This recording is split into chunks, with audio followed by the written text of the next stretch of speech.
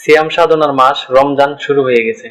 আমরা অফিসের কলিগরা চিন্তা করতেছিলাম ঢাকার মধ্যে ও অফিসের কাছাকাছি নিরিবিলি সুন্দর একটা পরিবেশ, যেখানে আসরের নামাজ শেষে সকলে মিলে একসাথে ইফতার করার পাশাপাশি উন্মুক্ত ময়দানে মাগরিবের নামাজ আদায় করা যায়।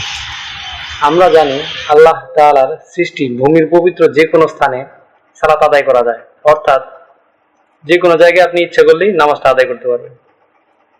হঠাৎ সকলে মিলে স্থান নির্বাচন করলাম ঢাকার কাছাকাছি সোহরাওয়ার্দী উদ্যান অথবা রমনা।